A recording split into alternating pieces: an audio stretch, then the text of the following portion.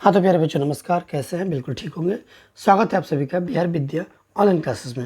मेरे प्यारे बच्चों, आज की इस वीडियो में मैं आपको हिंदी का जो अपना तीसरा लेसन है, तीसरा पार्ट है, भारत से हम क्या सीखे, इससे मैं आपको 50 भी प्रश्न देने वाला हूँ, जो कि पूरे पाठ का निचोड़ है। ये पूरे पाठ का निचोड़ है मेरे प्यारे बच्चों। तो आप सभी बच्चे पूरा वीडियो देखिएगा।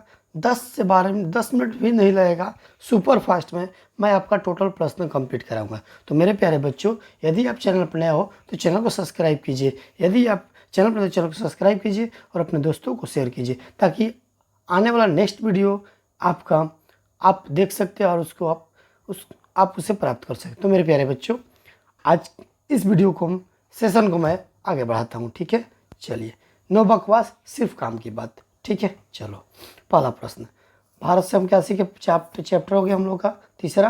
पहला प्रश्न, लैटिन कवि वर्जिल पर किसने एक बड़ी अच्छी कविता लिखी थी? 2024 में पूछा हुआ प्रश्न है ये।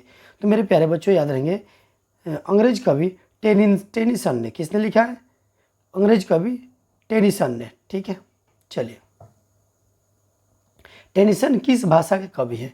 टेनिसन किस भाषा का कवि? ये भी 2024 में पूछा हुआ प्रश्न है। तो मेरे प्यारे बच्चे याद रहेंगे, ये आपका है जगह, टेनिसन अंग्रेजी भाषा का कवि। अगला प्रश्न, मैक्स मुलर का जन्म आधुनिक जर्मनी के किस नगर में हुआ था? मैक्स मुलर का जन्म, तो मेरे साथियों याद रहेंगे, डेसाऊ में हुआ था। कहाँ हुआ था? डेसाऊ। कहाँ हुआ था? डेसाऊ में, ठीक है? क्वेश्चन नंबर चौथा, भारत किसकी भूमि है? 2023 में पूछा हुआ प्रश्न है। भारत जो है ना आपका ब्राह्मण एवं वैदिक धर्म की भूमि है। अगला प्रश्न पांचवा, मेघदूत नामक पुस्तक का अनुवाद मैक्स मुलर ने किस भाषा में किया? मेघदूत नामक पुस्तक का अनुवाद मैक्स मुलर ने किस भाषा में किया? 5 नंबर प्रश्न, याद रहेंगे, जर्मन भाषा में। अगला प्रश्न, मैक्स मुलर को वेदांतियों का वेदांती किसने कहा है? मैक्स मुलर को वेदांतियों का वेदांती किसने कहा? मेरे प्यारे बच्चे याद रहेंगे, स्वामी विवेकानंद ने वेदांतियों का वेदांती कहा। अगला प्रश्न 7, संस्कृत भाषा और यूरोपियन भाषा का तुलनात्मक व्याख्यान किसने किया? 7 नंबर प्रश्न, संस्कृत भाषा और यूरोपियन भाषा का तुलनात्मक व्याख्यान किसने किया? तो याद रहेंगे, मैक्स मुलर ने किया। मेरे प्यारे बच्चों, अगला 8 नंबर, महारानी विक्टोरिया ने नाइट की उपाधि किसको प्रदान की? तो याद रहेंगे, राइट आंसर हो जाएगा मैक्स मुलर को। अगला प्रश्न, कंठ और केन उपनिषद का अनुवाद मैक्स मुलर ने किस भाषा में किया है? कंठ और केन उपनिषद का अनुवाद मैक्स मुलर ने जर्मनी भाषा में उसका अनुवाद किया है। अगला प्रश्न है क्वेश्चन नंबर 10, लीपजिंग विश्वविद्यालय में मैक्स मुलर ने किस भाषा का अध्ययन किया? तो याद रहेंगे, लीपजिंग विश्वविद्यालय में संस्कृत भाषा का अध्ययन किया। अगला, यूनान व रोम के संपूर्ण साहित्य से कहीं अधिक विशाल है क्या? 2022 में पूछा हुआ प्रश्न है, कहीं अधिक विशाल है संस्कृत और साहित्य। यूनान और रोम के संपूर्ण साहित्य से अधिक विशाल है संस्कृत भाषा और साहित्य। 11 हो गया। 12, जनरल कनिंघम का संबंध किससे है? जनरल कनिंघम का संबंध किससे? तो याद रहेंगे, पुरातत्व विभाग से है। 172 दारिश नामक सोने के सिक्का का घड़ा कहाँ मिला था? तो मेरे प्यारे साथियों याद रहेंगे, राइट आंसर इसका बनारसी में मिला था। 14, नालंदा विश्वविद्यालय कहाँ पर स्थित है? मेरे प्यारे बच्चों, नालंदा विश्वविद्यालय बिहार में स्थित है। अगला प्रश्न, भारत से हम क्या सीखे के रचनाकार कौन है?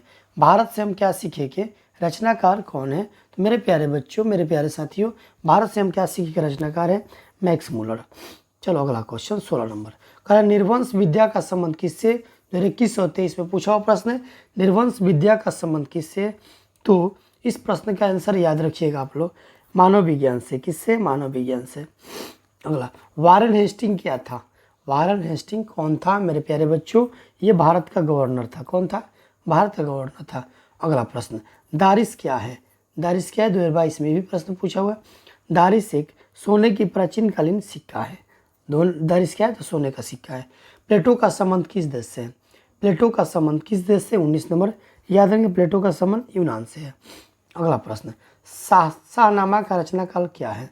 शाहनामा का रचनाकाल क्या है? मेरे प्यारे बच्चों, 20 का आंसर होगा 10वीं 11वीं सदी। मुंडा किस देश की जाति है? 21 है, मुंडा किस देश की जाति है? तो याद रखिए, भारत की जाति है। अगला, संस्कृत का अग्नि शब्द लैटिन में किस रूप में मिलता है? संस्कृत का अग्नि शब्द लैटिन में किस रूप में मिलता है? तो प्यारे बच्चे याद रहेंगे, इग्निस में। अगला क्वेश्चन, सर विलियम जोन्स ने भारत की यात्रा कब की? 2021 में पूछा हुआ प्रश्न है। सर विलियम जोन्स ने भारत की यात्रा 1783 में की। अगला, भारत से हम क्या सीखे पाठ में नए सिकंदर विशेषण किसके लिए प्रयुक्त हुआ है? भारत से हम क्या सीखे पाठ में नए सिकंदर विशेषण किसके लिए प्रयुक्त हुआ है? तो याद रखेंगे युवा अंग्रेज अधिकारियों के लिए, जो कि ऑप्शन नंबर सी हो जाएगा राइट आंसर। प्यारे बच्चों, अगला प्रश्न है हॉकर्स क्या थे? 22-23 में पूछा हुआ प्रश्न है, हॉकर्स क्या थे? तो याद रखेंगे वनस्पति वैज्ञानिक थे। अगला प्रश्न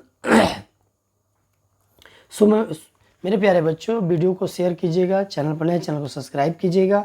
स्वामी विवेकानंद ने वेदांतियों के वेदांती किसे कहा? 26 नंबर प्रश्न VVI प्रश्न है। ये जरूरी नहीं है कि हिंदी में पूछे जाएंगे, ये आपका सोशल शास्त्र में पूछे जाएंगे। स्वामी विवेकानंद ने वेदांतियों के वेदांती किसे कहा है? तो याद रखिएगा राइट आंसर मैक्स मुलर को। अगला क्वेश्चन, मैक्स मुलर ने कितने वर्ष की अवस्था में लिपजिंग विश्वविद्यालय में संस्कृत का अध्ययन प्रारंभ किया? 19, 22, 23 में पूछा हुआ प्रश्न है। मेरे प्यारे बच्चे याद रहेंगे 18 वर्ष की उम्र में। अगला, पारसियों के धर्म का नाम क्या है? पारसियों के धर्म का नाम क्या है? 28 नंबर प्रश्न है। प्यारे बच्चे याद रहेंगे जरथुस्ट होता है। अगला, मैक्स मुलर का जन्म कब हुआ था? 29 नंबर क्वेश्चन है। मैक्स मुलर का जन्म 6 दिसंबर 1823 को हुआ था। अगला प्रश्न है मैक्स मुलर का जन्म कहाँ हुआ? मैक्स मुलर का जन्म कहाँ हुआ? 30 नंबर प्रश्न है। मैक्स मुलर का जन्म हुआ था डेसाउ जर्मनी में। अगला प्रश्न है मैक्स मुलर के पिता का नाम क्या था? 31। मैक्स मुलर के पिता का नाम था विल्हेम मुलर। अगला प्रश्न है मेरे प्यारे बच्चों सुपर फास्ट रिवीजन है, बहुत फास्ट रिवीजन है, बहुत फास्ट रिवीजन है। नालंदा विश्वविद्यालय की स्थापना किसने किया था? नालंदा विश्वविद्यालय की स्थापना कुमार गुप्त ने किया था। अगला प्रश्न है कौन प्राचीनतम भाषा है? 33। प्राचीनतम भाषा कौन है? तो याद रखेंगे संस्कृत क्या है? प्राचीनतम भाषा है। 34। मैक्स मुलर की मृत्यु कब हुई? 34। मैक्स मुलर की मृत्यु कब हुई? 34। तो याद रहेंगे 28 अक्टूबर 1900 ईस्वी को हुआ था। किसके अध्ययन क्षेत्र में भारत के कारण नवजीवन का संचार हो चुका है? 18 नंबर प्रश्न है। नवजीवन का संचार हो चुका है। तो मेरे प्यारे बच्चों याद रहेंगे राइट आंसर इसका नीति कथा का। अगला प्रश्न है दारिस नामक सोने के सिक्के से भरा घड़ा किससे मिला था? 2018 और 21 में पूछा हुआ प्रश्न, 23 में भी संसद। 36। तो याद रहेंगे वारेन हेस्टिंग को मिला था। अगला प्रश्न है मेघदूत का जर्मन अनुवाद किसने किया? 2022, 20 और 23 में पूछा हुआ प्रश्न है मेघदूत का जर्मन अनुवाद किसने किया? तो मेघदूत का जर्मन में अनुवाद ये आपका मैक्स मुलर ने किया था, विल्हेम मुलर ने। अगला भारत से हम क्या सीखे क्या है? भारत से हम क्या सीखे क्या है? बहुत सिंपल प्रश्न याद रहेंगे भारत से हम क्या सीखे? भाषण है। अगला मैक्स मुलर के अनुसार सच्चे भारत के दर्शन कहाँ हो सकते हैं? तो याद रहेंगे भारत के गाँव में यानी ग्रामीण भारत में। अगला प्लेटो और कांट क्या थे? क्या प्लेटो और कांट महान थे? कैसे महान थे बबुआ? 40 नंबर याद रहेंगे वो दार्शनिक थे। क्या थे? दार्शनिक थे। अगला प्रश्न है हितोपदेश का जर्मन भाषा में अनुवाद किसने करवाया? हितोपदेश का जर्मन भाषा में अनुवाद ये मैक्स मुलर ने करवाया। ठीक है। अगला प्रश्न मेरे प्यारे बच्चों, अगला मैक्स मुलर ने कालिदास की किस पुस्तक का जर्मन भाषा में अनुवाद किया? तो ये किस में पूछा हुआ प्रश्न है। तो याद रहेंगे राइट आंसर मेघदूत का। 44 दक्षिण भारत में द्रविड़ भाषा परिवार की कौन सी भाषा अधिक प्राचीन है? 43। तो याद रहेंगे तमिल भाषा अधिक प्राचीन है। 44 पुरानी स्लावोनिक भाषा में चूहे को क्या कहते हैं? तो प्यारे बच्चों पुरानी स्लावोनिक भाषा में चूहे को क्या कहते हैं? तो याद रहेंगे माइस कहते हैं। तो लास्ट क्वेश्चन वीडियो का 45 नंबर प्रश्न है मैक्स मुलर ने सर्वविध संपदा और प्राकृतिक सौंदर्य से परिपूर्ण किस देश को कहा? 2024 में भी प्रश्न पूछा हुआ है। तो याद रखेंगे ये भारत को उन्होंने कहा है। तो मेरे प्यारे बच्चों आज की वीडियो में बस 45 क्वेश्चन मैंने लिया था। इस वीडियो में मैंने पूरे चैप्टर का जो निचोड़ था मैंने दे दिया है। जो पूछे हुए प्रश्न वो भी, जो नहीं पूछे वो भी, जो पूछे जाएंगे वो भी। तो मेरे प्यारे बच्चों आप सभी बच्चे इस वीडियो को 1 से 2 बार जरूर देख लीजिएगा, 2-3 बार देखिएगा, पूरा याद हो जाएगा, 100% याद हो जाएगा। तो मिलते हैं नेक्स्ट वीडियो में, तब तक के लिए जय हिंद।